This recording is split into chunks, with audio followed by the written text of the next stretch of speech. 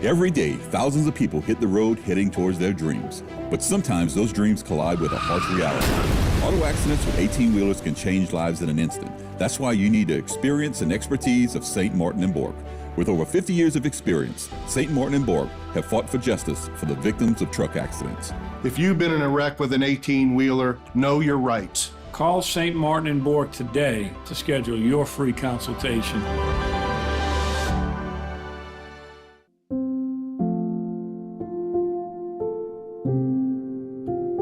Hello, everyone, and welcome to this Facebook, YouTube coverage, and we look back at the year 2024. Let's take a look at March. I'm very pleased to have State Representative Brian Fontenot, District 55, here at HTV, and he was involved in a big session, the crime session, and that got intense at times, didn't it?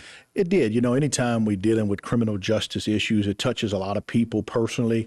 Either they've been a victim of a crime, they know a suspect of a crime, they've been incarcerated before, or know someone incarcerated. So, you know, I've said this for the last 4 years. I served in the Capitol. One of the most contentious places to serve is on the Administration of Criminal Justice Committee. So it was intense, right? But let me say this. I think we can look back over the last 5 or 6 years and see that some of the things that we've implemented were not working effectively as they should be. As crime continues to rise across Louisiana, Governor Landry made it, part of his campaign that there was something we were going to address, and we did so in a big way. Well, he did, and he did it fast. And let me ask you, we've had a lot of murders in Louisiana, and I don't have any stats, you probably do, but death row, it's not proportionate. Well, you know, it's very unique the way in Louisiana, the only punishment in any crime that's determined by the jurors is first-degree murder. So in Louisiana, all 12 jurors must convict you of first-degree murder, and then all 12 jurors must agree that the sentence should be to death. So in some rough calculations, I look back to around 1991, and since 1991, we had about 21,000 homicides in the state of Louisiana, and we currently only have 56 inmates on death row. So it shows that we're clearly using the death penalty for the most heinous of heinous crimes. And over the years, I can only think of one case in Lafourche Parish where we received the death penalty. And one particular case here that I tried in Terrebonne with Joe in the early 2000s, we didn't get the death penalty. So I think it's very rarely used. You got to trust in the district attorneys that we're only giving the death penalty for the most heinous of heinous crimes in this state. You know, I can recall my father, who was from Napoleonville, saying that years back, a man accused of rape in Napoleonville, they hung him from the bridge, only to find out later that he wasn't the one that committed the rape. So I guess and I saw where a black minister got up and said, you know, in the black community, sometimes we rush to haste, but then later you find out that they're innocent. I'm sure y'all gave that a lot of thought. So I think you look back, 20, 30 years ago, clearly the criminal justice systems and the criminology and scientific effects of criminal justice clearly wasn't where it is today. DNA came on the scene not until the late 90s. So the science of solving these crimes is so much greater, and the enhance for a mistake is so much less. But with all that said, those people who are on death row are afforded some of the best criminal defense lawyers that the state and country can find, and they have the appeals process that takes in the periods of sometimes 10 years or greater. So you got to trust in the system and due process that if there's a mistake made and if someone's innocent, the system will work and we will find those people out and they wouldn't face that punishment. And I think a lot of y'all focus aimed at parole itself to make sure that someone didn't get easy parole and then they go and repeat themselves. We go back to 2017, in the state of Louisiana, we had 50 plus thousand people incarcerated in the state. And you hear people say that, Louisiana was the highest incarcerated state, not only maybe in America, but in the world. But I want to remind the viewers that we are now 35 years, going into 36 years consecutive. We have the highest homicide rate per capita in the country. So we have a lot of crime. To me, that equates, if the police are doing an efficient job, that we should have a lot of people incarcerated. But we did have a bipartisan effort in 2017 to look at how do we let nonviolent offenders out of jail. Some of those numbers, and I think you hear it from both sides, some of those numbers could be skewed because we had COVID. We didn't have trials. We had at one time the city of Orleans trying 125 cases a year to COVID trying 5 cases. Mm-hmm. Nevertheless, crime is still high. Juvenile crime is on the rise. So we did look at systems that would prevent people from getting out early on parole. Mm-hmm. In today's sentencing world, I don't know if the defense attorney, the prosecution, or a judge can tell you what the sentence and how much time you'll serve. Mm-hmm. It's very convoluted. There was some talk that people said you would serve 25 or 30% of your sentence. Well, we corrected that. We said going forward on August 1st, if you're convicted of a crime, you will serve 85% of the sentence. That's kind of in line with maybe 8 or 10 other states in America and in the federal statute. So you get sentenced to 10 years going forward, you're going to serve 8.5 years. Where do we put them all? Hadn't that been a major concern, especially, I know that in Terrebonne, I'm not so sure of Lafourche, but in Terrebonne, just not enough room in the jail. So sometimes you got to let less serious crimes go, or they give you a summons.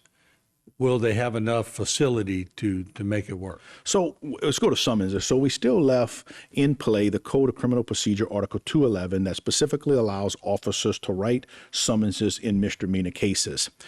We have about 50+% of all state inmates, that people that are post their conviction, that still reside in parish facilities here in Terrebonne and Lafourche. We closed down some state facilities. So I think the number today is around 28,000 state inmates. Look, do you see that number going up? Of course, I see that number rising. Do you see crime going down? I would say that, and this is what we said in the session, those people who are going to be serving lengthier criminal sentences won't be victimizing people when they're incarcerated in our facilities. You know, there still has to be a plan. We got to look beyond incarceration. If we're doing what's right for the community, we have to look beyond incarceration. And how do we acclimate those people to society? Martin, you know that my time in law enforcement, you know, I see people that if you do the crime, you must serve the time.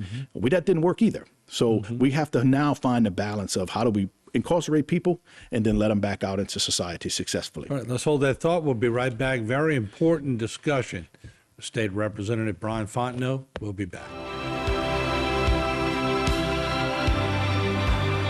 Today's social media segment is brought to you by Terrebonne General Health System. Your health is our legacy. Rouse's, you're either local or you're not. Buick, the craft of modern luxury. St. Martin and Bork, know your rights.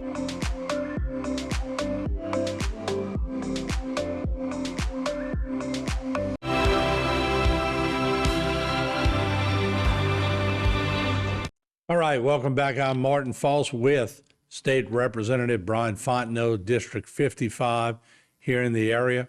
And no one better to talk to us about the session that they just had on crime. And one part of that was the concealed carry that we've heard a lot. Now, God, I've been involved in so many lunch talks about it. And you hear so many different sides. You hear, well, it's about time because now the criminals are going to have to put up with guns on the other side. Then you hear, well, what happens if someone who's never shot a gun pulls one out in the crowd and starts firing? Then somebody across the table will go, well, you can't bring it to that crowd. You know, so there's so many different aspects of it, but it's touched the nerve. No, it has. And let me say this, Martin, for the last 4 years that I've carried some form of expanding our constitutional freedoms to keep and possess firearms. So when you get to the heart of the argument, you have to start where that argument is based at, and it starts in the Constitution. And the Second Amendment to our Constitution says that the right to keep and bear arms shall not be infringed. Mm-hmm. So where does that leave us? Why did we put these restrictions on people? Why did you say you had to have a background check or you had to pay money to be able to possess a firearm? So in the state of Louisiana, you can currently today carry a firearm as long as it's visible on your side and walk around the street. street. Why should it become illegal that I could put this jacket on and cover my firearm, and then all of a sudden I would be in violation of illegal carrying of a firearm? So with that said, this has been a very lengthy debate. And I want to say that even though it looks that it's partisan, it had bipartisan support. I think maybe 8 or 10 Democrats came over and supported the bill for constitutional carry. So the question is, where did it take us? Where are we at now and where we're going? So July 4th, which is Independence Day, is the day that we chose to enact this law. At that point, individuals 18 years of age or older who can legally possess a firearm will have the right to carry a firearm concealed.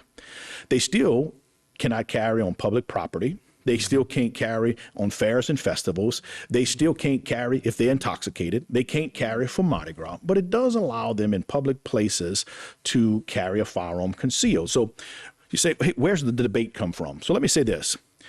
If you go back and look historically over the last 4 years, every time that we've moved that bill and I was involved with it, I amended the bill to say 21 years in age and older.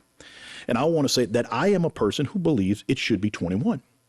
But we are a nation of laws, and the jurisprudence around that law across America is changing. We now see in Tennessee, Minnesota, West Virginia, those federal courts have said, no, the Constitution is for people 18 years of age and older.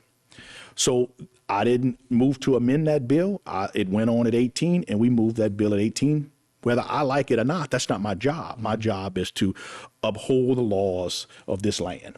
So let's go to the training, because I think that's where you hear a lot of talk amongst law enforcement professionals. And myself, I am a firearms instructor. I've taught the concealed handgun class. And you say, well, would you give a handgun to someone who doesn't have any training? And I think that's a poor idea. But you also have to have self-responsibility. We got to understand that just like a car, a weapon obviously is a dangerous instrument, and you should have the responsibilities, and it shouldn't be the government to tell you this, to go get adequate training. So what did we do? The person should know that. They should know Common sense. Right? You should know that. Yeah. But let's be honest. Criminals, they don't have training, and we have to give the right for honest citizens, law-abiding citizens, to protect themselves. We create laws that hamper law-abiding citizens, and this is clearly one of those instances. So the issue for training comes up repeatedly over and over and over again, and from a law enforcement standpoint, it makes it a tough vote for me. And I would say this. Law enforcement is probably split on this issue. You have some sheriffs in rural Louisiana who they're constitutional people. But, you know, when that bill came up, I went down and talked, and it was Tim Saunier who said this 2 or 3 years ago, and you can look it in the paper. And Tim Saunier said, when I raised my right hand to uphold the laws and constitution of this state and country, I couldn't pick and choose which ones I wanted to uphold. And so the Second Amendment is defined by the founding fathers of this nation. And it said that right to keep and bear arms shall not be infringed. So I supported it then, I support it now, and it's the law of the land. And that's what we're here to do. You'll probably get about 85% approval in these areas. It's when you get to metro areas and the inner cities that you're going to get the pushback from the mayors and different things. And it's really two dynamics working in Louisiana. Well, it certainly is. But if you look where the crime is committed at and where good people would want to go enjoy a night with their family in New Orleans, you might want to bring a firearm to protect yourself. So let me say this. We also made some changes a little bit. We tried to, we put in place an immunity clause for people who have a concealed carry permit, for those who want to go get the training, who will still pay the fees, who will still do the background check. We've now added an incentive that if you do that and you get involved in a use of force encounter that is justifiable, then you will get immunity. You will be protected from civil liability. So I think the goal of the governor was to extend that immunity for people who have that permit, to incentivize them to go out and take the class and get the training. And that's a big incentive when you get immunity. I mean, well, if you could look forward in the crystal ball and you're involved in a shooting, that's a big thing. It is. And let me say this. When I went to the police academy in 1997, everybody thinks they're ready right? You get a firearm, you're walking around with a firearm, Martin. But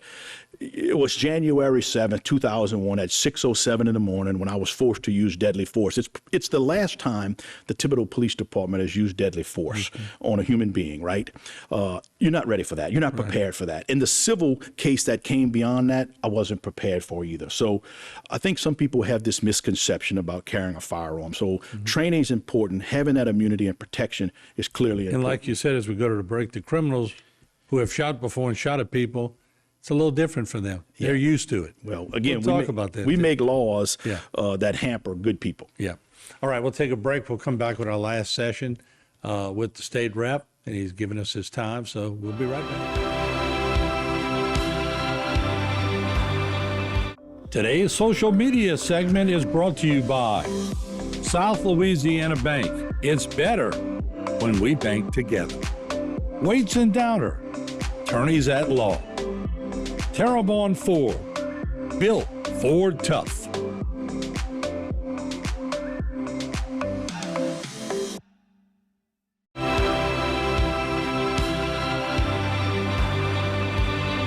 All right, welcome back as we continue our talk with State Representative Brian Fontenot, District 55, who was very involved in all of the law enforcement session that just took place, the concealed carry. Let's stay on that for a while if we can, because it's very confusing to people. But when you really listen to it, it's not that confusing, and it wasn't so malicious on part of the legislation, because still a lot of places you cannot bring a firearm. Certainly. So let's start with those people who encounter law enforcement professionals. This became a portion of topic that we needed to discuss. So if you are carrying a firearm today and you have a concealed carry license, it tells you that you must notify law enforcement when you come into contact with them that you have a firearm in your possession. So you was to get stopped on a traffic stop. You would say, sir, I have a firearm in my vehicle, right? The officer is trained on how to handle things going forward. So as we change the law and we get into being able to carry conceal without a permit, those same rules and regulations will apply. If you have a firearm in your possession and you come into contact with the law enforcement, you will tell them, say, sir, I have a firearm in my possession. So some of the questions is, where can you carry? Well, you can carry nearly any place that's public, and you can go on private property as long as the landowner hasn't disclosed that they don't want any firearms. So if there is a sign that says no firearms allowed. So let's use for schools, for example, that is a firearms-free zone. You could not carry a firearm on a school property. That is a firearms-free zone. So let's consider— Only the law enforcement official can carry. Certainly law enforcement in the official capacity, right? You still— if you intoxicated and you have a firearm on you, you can be charged with illegal carrying of a firearm. You can't carry a firearm in places that have an alcohol license. So you can't go in a barroom with a firearm. You can't go to a fair or festival with a firearm. You can't go to a large gathering that's licensed for a parade, such as Mardi Gras or the Fireman's Fair in Thibodeau. All of those places would still remain illegal for you to carry a firearm and possess it, whether it was open carry or concealed carry. So those places remain still. And look, the best advice I can give you is, honest people don't hurt people with guns. So if you have a firearm and you're exercising your constitutional rights and you come in contact with a law enforcement professional, you should immediately notify them that you have a firearm in your possession. I can assure you that we have very well-trained law enforcement officers here, and they will be able to handle that situation with very ease on how to communicate with you, obtain the firearm, and make sure that that encounter is as peaceful as possible. What happens if you have someone that just used to carrying, they walk into Copeland's to get a steak one night, and somebody sees they have a concealed weapon? What's the penalties for something like that? Well, so I think if Copeland's doesn't have it posted that they don't want firearms on their premises. We're not saying they do or don't. We're just using them as we're just using that as an example. Let's just say a restaurant. There's no signs. You carry, lawfully carry, and someone says, oh, that patron has a firearm. I think law enforcement officers will get there, they'll investigate, and they'll determine that you legally possess that firearm. If you were in a place that said, hey, we didn't want firearms, and it was properly posted, you'd be charged with illegal carrying of a firearm, for which I think is a misdemeanor crime in state law. Okay. So misdemeanor, even a parade Would be a misdemeanor? A parade would be a misdemeanor as well. That's correct. Okay, I just want to make sure we get that. With 3 minutes left, another session coming up. Yeah. You tired yet? I am tired. Look, I came in with these high expectations and just ambitious about how do we fix Louisiana. It's some of the things that my party would want, we couldn't get there. Now we're getting there in an expedient manner now. So I would say this: we look back now in 4 or 8 years from now, and we haven't improved public school education. We haven't lowered your taxes. We haven't done some of the important things. We only have ourselves to blame now. So the pressure is really on Republicans on how do we change the face of Louisiana. And when you talk to Governor Landry, he reminds you that the bar is not high. We still remain nearly dead last in public school education. I don't think that Governor Landry thinks going to 48th or 47th is success. Right. I think Jeff wants to see us in the middle of the pack. I think that's a reasonable place for us to look to obtain. We got to have honest conversations, Morton, right? This is not a school teacher issue, right? We have tied the hands of educators across this state, and we tell school teachers today that we're going to base your performance on the performance of your students. So for you to get a pay raise, I have to look at what your students do. Well, Martin, still today, even as a legislator, if we got a house fire in Thibodeau tonight, I'm going to be out there with my fire department. And I see children in the 3rd and 4th grade at 2 o'clock in the morning, their school uniforms on streets. That's difficult to tell a teacher she's got to manage this, right? So we got to untie the hands of educators. We got to let them do the job they want to do. And we got to push families to be back being traditional families and raising their children and holding parents accountable. When we do those things, we will come out of last place. Because if you don't manage the children and get them off the street at 2 and 3, you won't be able to manage the teachers. There won't be any. They're going to have a tough time. Look, we have a significant shortage. We continue to give pay raises, I think around 4,000 or 5,000 in the last 4 years to school teachers, and they still have a shortage, right? Teachers want to be educators, and you know this, Martin, they're more than educators. They're mentors. Right. We want them to love being in the classroom. They're psychiatrists, they priests, they're everything. They do a lot for us, right? Yeah, so I think going forward in the next session, you'll see some education bills. I think you're going to see some ESA bills, education savings accountant, some things that you'll hear as money follows the child. And so that's going to be a topic. I think you'll see here that Representative Amity will lead the charge on a lot of those issues. As the vice chair of education, she's going to be involved in those issues. All right, well, State Representative Fontenot, thank you for the 3 segments. We know you're busy. I appreciate it. Anytime. And we'll leave you with a shot. Let's put Carl Johnson up there. We'll leave you with a shot that they just had there. And thanks for giving him a thumbs up. And he's one of Thibodeau's natives. So yeah, what a great guy. All right, thank you. We'll be back.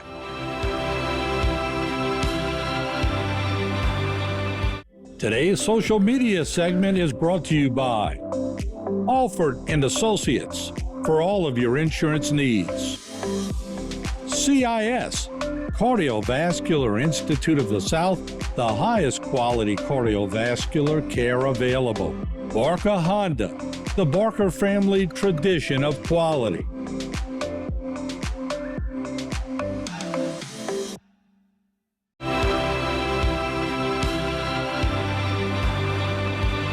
Inside the double doors right behind me, the James Buquet Jr. Award will be presented today by Ashley Barahona.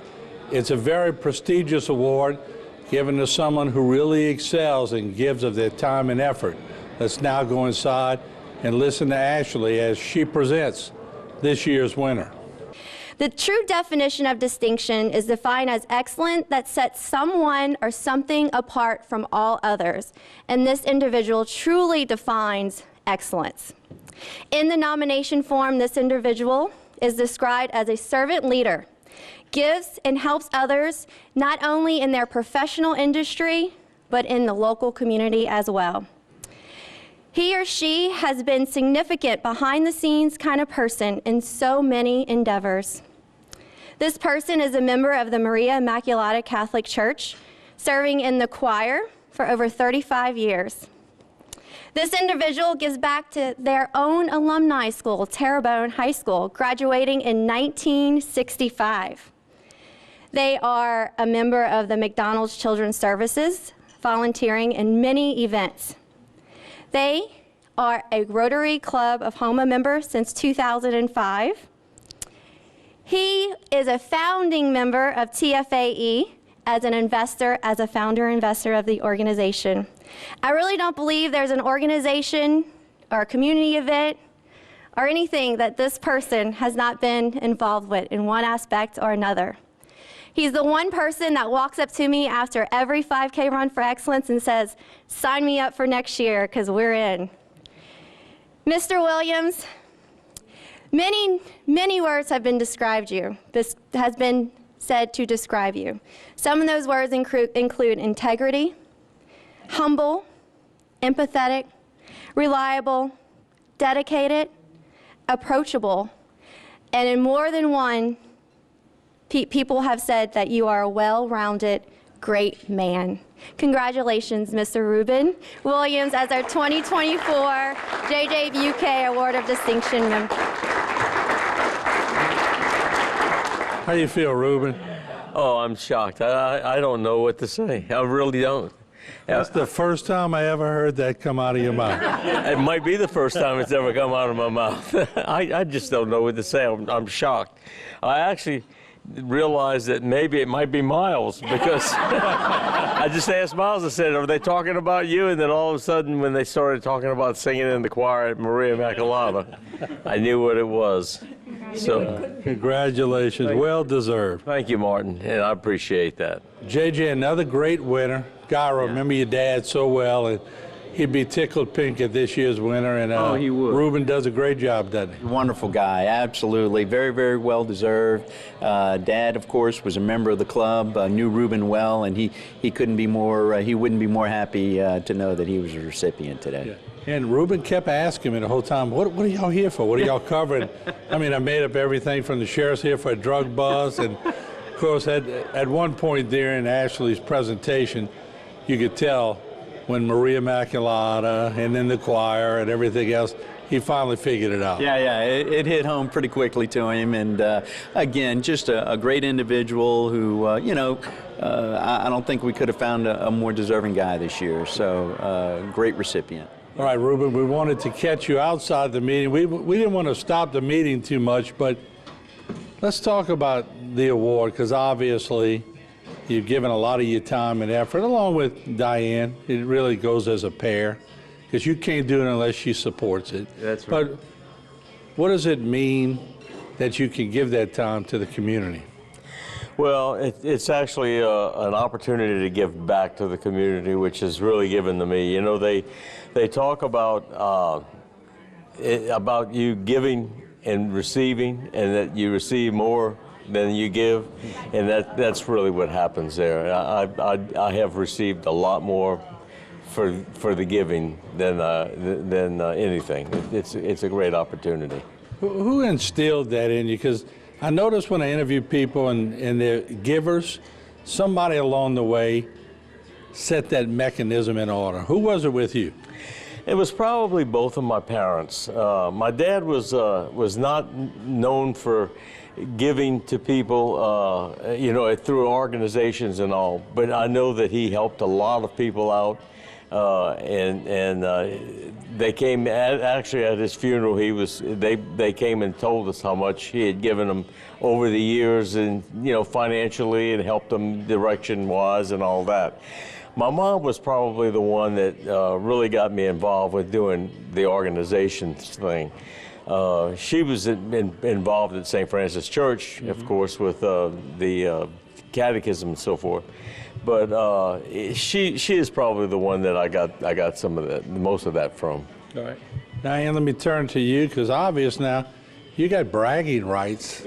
You can go around saying, did you hear Reuben won a nice award? But this means a lot for you too, doesn't it? It absolutely does, Martin. Reuben has, as long as I've known him, given back. And this community has been tremendously good to us through our business, what we receive back in giving. It's, you can't put it to words, but exactly how that happens, but it does, yeah. And you kept it a secret, and he bid on it pretty good. I'm sure about 3/4 of the way through, though, I could tell Ruben was figuring it out, but it was a surprise up to that point, wasn't it? It was. I actually thought as soon as they said that he graduated from high school in 1965, he would know. Well, I did figure it out then. Today's social media segment is brought to you by Terrebonne General Health System. Your health is our legacy. Rouse's, you're either local or you're not. Buick, the craft of modern luxury. St. Martin and Bork, know your rights.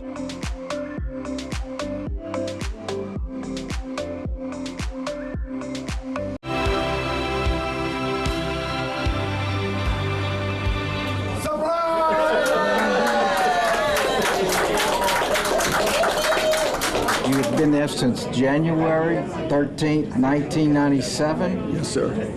You've been dedicated, you've been loyal, you've been here every step of the way. And on behalf of the Terrebonne Parish District Attorney's Office, I say thank you, we love you, we appreciate you, we will never forget about you, and we want you to come back and see us. I will, I promise. Thank you. Good, Mike. Thank you.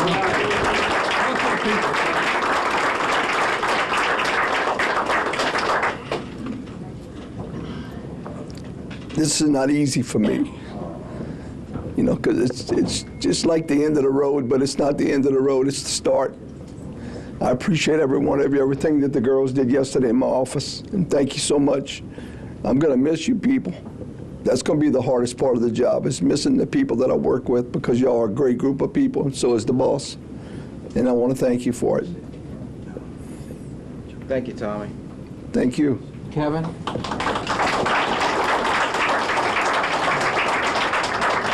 Tommy B, 27 years. Wow. How the time flies, doesn't it, brother? Yes, sir. I'll tell you guys a little story on about Joe came in January 13th. I was already there. So a few days before that date, Tommy and Mark Petrie walk in my office, man, and they got big smiles on their faces, and they want me to tell them all about what it's like in the district attorney's office and how is it working in the DA's office. And I'm sitting there thinking, I don't even know if I got a job. You know, the guy, wherever he went, he's got to make a decision whether I have a job. But they were so excited, and I was so happy to share with them my experiences at the DA's office to that point. And I knew that he and Mark and the rest of the group coming in were gonna really do some great things. So it was exciting, and it was exciting to see it through their eyes, fresh and new. And it sort of reinvigorated me and made me get excited about all the things that we had done and were planning to do. And then, you know, who knows? The guy kept me. Made a mistake, I guess. And the rest, as they say, is history. But it's been a great ride. And like you said, this is not the end. It's just the beginning of a new phase. Yes, sir. And we had lunch yesterday, and we kind of reminisced about some of the war stories and things we've done. You know, I can't tell you, it would take forever, but there have been a lot of stuff a lot of water under the bridge, a lot of things we've done.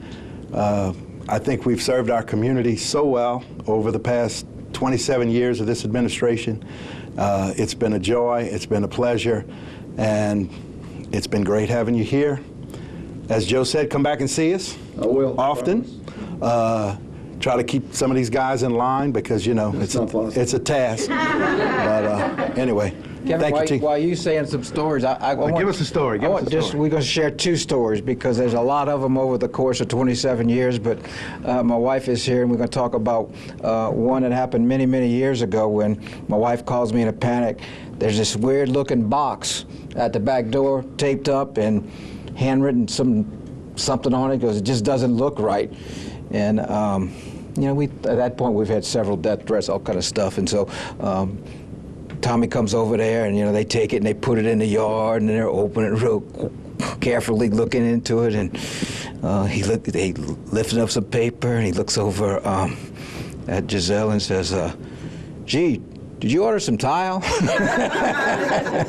So it was nothing but tile. But the second one, a couple years ago, Tommy and I going to Baton Rouge, and the tire's making some funny noise, so over on 308, we pull over, look at the tire. We don't see nothing wrong, so everything's fine. When we take off and go again, and we get, right when we hit I-10, we're going to the LDA meet. Right when we hit I-10, boom, the tire blows out.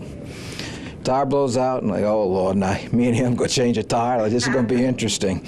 And so he goes in the back, he gets the tire out, and underneath the tire is all the tools. And so he said, "Here, put this on the side." So I take the tire, and I'm rolling it like this to the back of to the blown out tire on the car, and I'm rolling it, and I go to push it down to make it fall over, and there's a little incline there. Well, it's a big incline. And when I go to push it over, the tire wobbles this way, wobbles that way. Next thing I know, it's standing straight up, going down the incline. It disappears into the woods, and I hear it hit water. And I'm like, this is not, and I just started laughing. I'm like, I don't know what to do, and I don't know how to tell him I just lost a tire on the side of the road. And he looked, and I'm leaning up against the car laughing, and he looks, he goes, "Wait, where's the tire?" I'm like, "Dude, you're not gonna believe this." He's shaking his head, he goes, "Where's the tire?" I said, "It's down there somewhere." "What do you mean somewhere?" I said, "I think there's some water down there." And so he goes down there, he goes in the weeds. I wasn't going to snakes on. I said, "I'm not going in the weeds." So he goes in there, and I forget, he just had a knee replacement, maybe, a month, 2 months before? Like 2 months before. 2 months before, so, and I forget about it. He's in there, tromping in there, and here he comes out with the tire. And so he's coming out the weeds, and he steps on this one branch. He steps on one branch, the branch breaks, he falls down on his back, and the tire lands on his chest.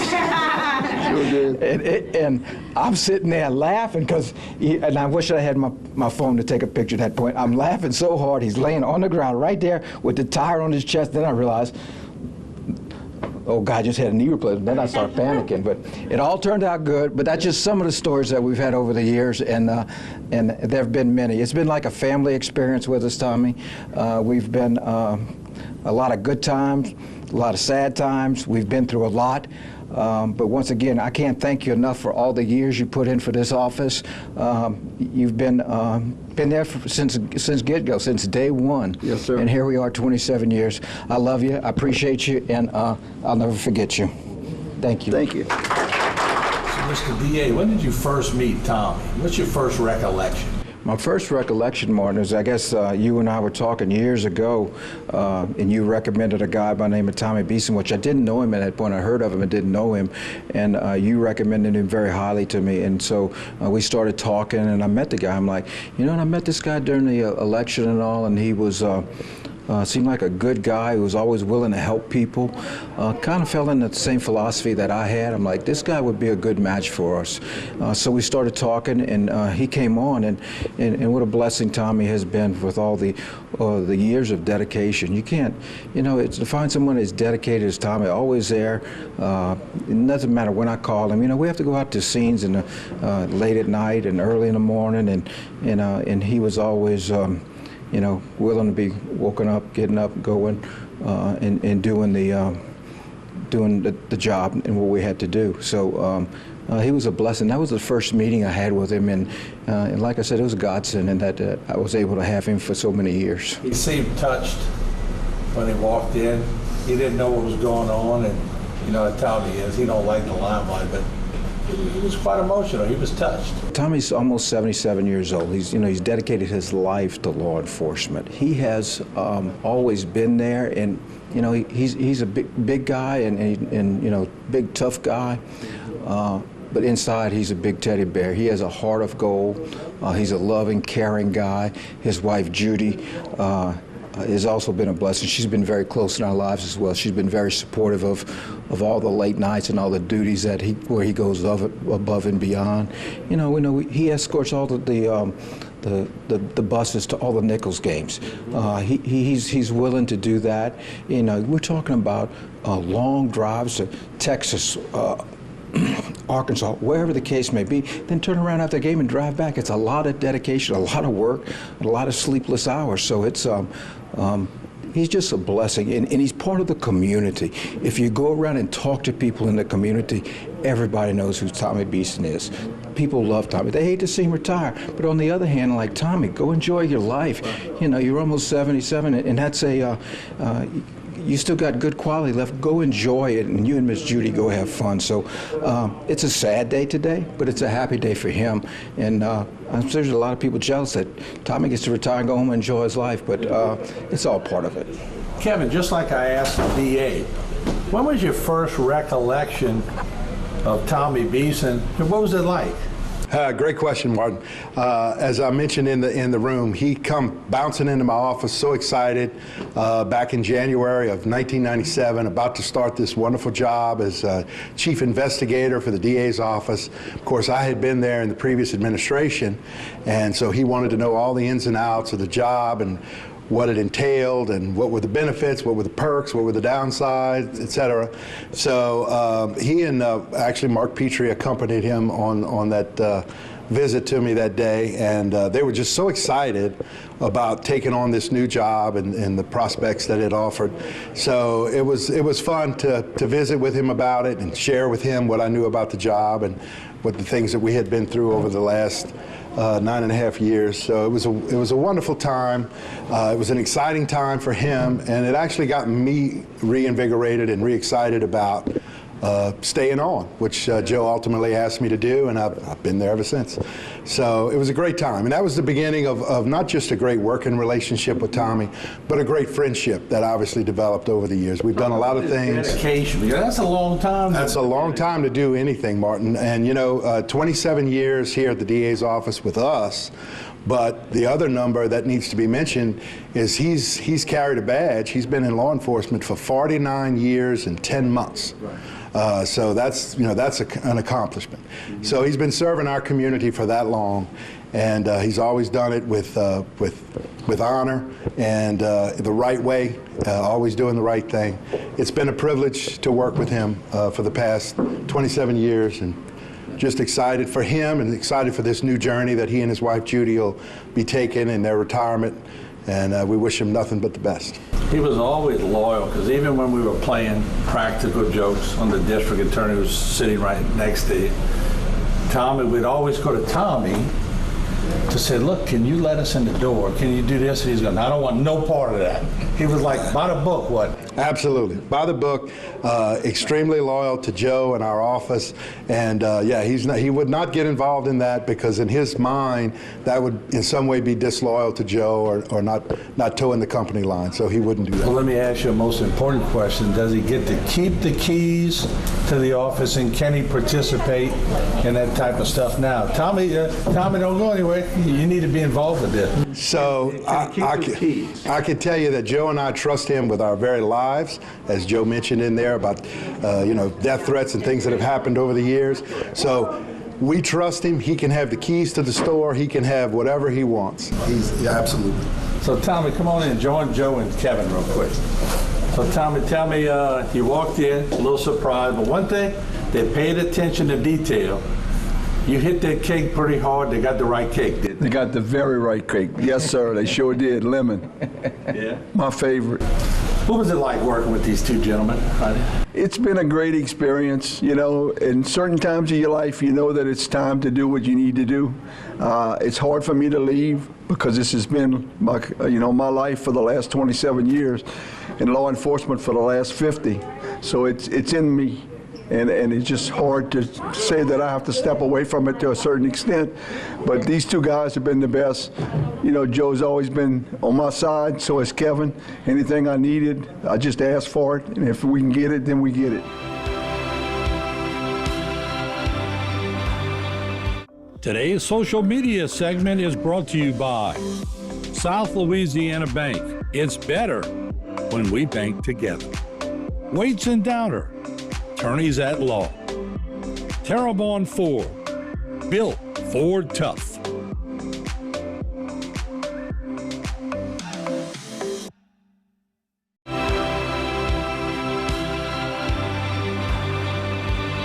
Everybody, welcome back into Bite Time. Harry McCullough here. The Terrebonne Parish District Attorney's Office just got a conviction for a murder. Here to talk a little more about it is the Assistant District Attorney, Chris Ernie.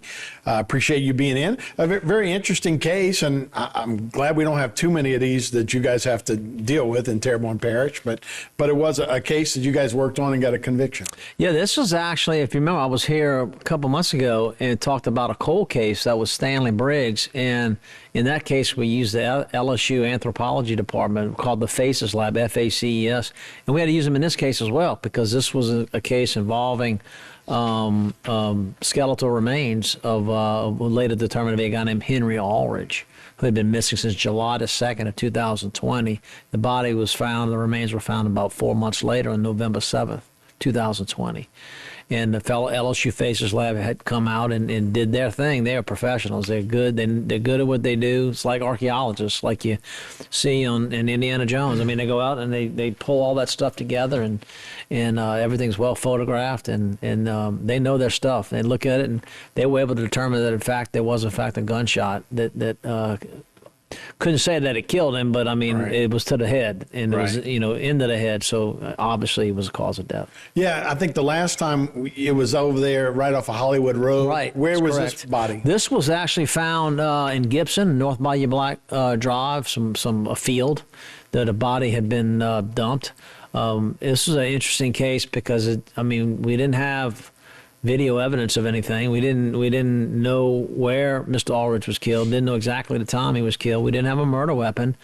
There's a lot that we didn't have, but we had a lot of circumstantial facts, and we had some inculpatory statements from the defendant himself as he made threats to family members. Because there were street talk going around, and he approached them and threatened them. And then also there was his own statement to police, which he was arrested in December. About a month after the body was found. It took them a while to figure out this was Henry Aldridge. At the time, the sheriff's office thought that this was the remains of another person they were looking for. And then when it got determined from DNA that it was in fact Henry, then this was a Houma Police Department investigation, so they came in and took it over. Okay, so this Jamar Mosley, a 36-year-old, he was the one that was found guilty of. That's correct. So tell me a little bit about the case, if you don't mind. Well, from the evidence that it came out of trial, apparently Henry was known. He's had his ups and downs, and he had some criminal history himself, and he was engaged by Mr. Mosley to turn what we call cocaine, and to make it crack cocaine. And his family members had seen him leave his house on Ashlawn with the defendant, nicknamed Fish, and later found out that he went to Fish's house on Truman Street, where they attempted to make the cocaine, the crack. But apparently it got messed up some kind of way. It didn't come out like it should have come out, and apparently the batch was ruined, or there was something wrong with it, and that apparently caused a lot of distress to Mr. Mosley. So an altercation ensued. Apparently Mr. Aldridge, the victim, got hit with a gun, and then Mr. Mosley and some others, at least one other person that we know of, put Henry in a vehicle, and they took off on a car ride for which he never returned. I see. So and that was on July the 2nd of 2020. You said there was a gunshot to the head. Is that like execution stuff? Well, that's what I argued. It was like an assassination. Now, I don't know if it occurred there or it occurred some other point. We just know that's where the body was found. I see. So, do we have an issue with this kind of drug trade where, you see Miami, you see a lot of different things where, Scarface, those types of things. Well, does this happen a lot? Unfortunately, we do. And I'll again, without looking at records, it's, I've been in the DA's office since 2003, and I think notably since Katrina, we've had an uptick in drug and in violent crime related to drug activity. It's competing factions or other things like that. In this case, it was just pure anger and hatred that caused it. and just he messed up a batch and cost him money. You know, and Mr. Aldridge was all for all of his faults. He had a very strong family, had a lot of family members in that area.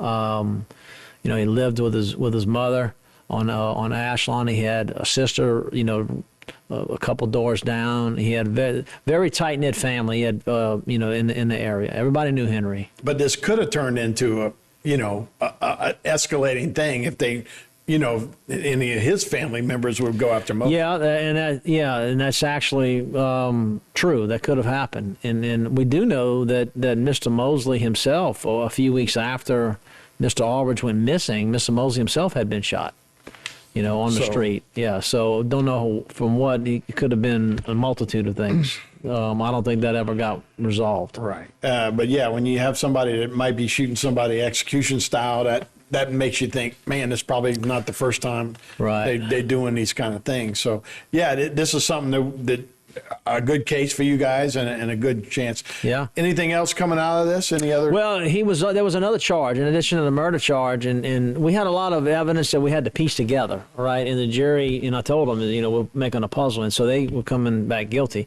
There was another charge, possession of firearm by a convicted felon, and you know, when he was arrested, Mr. Mosley was arrested in December of 2020. They found a gun in the apartment that had his fingerprint on the magazine and also his DNA on the gun. And he had prior convictions, so he was not supposed to be carrying. It was illegal for him to carry a gun. So that was a good charge that he would have. It was a very strong charge compared to the murder case, which we had to piece together different types of way to get it. Very interesting. Again, I'm glad you don't have to do too many of those in our area, but we appreciate the hard work, man. Thanks. Well, thank you. Appreciate it. Thanks for having us.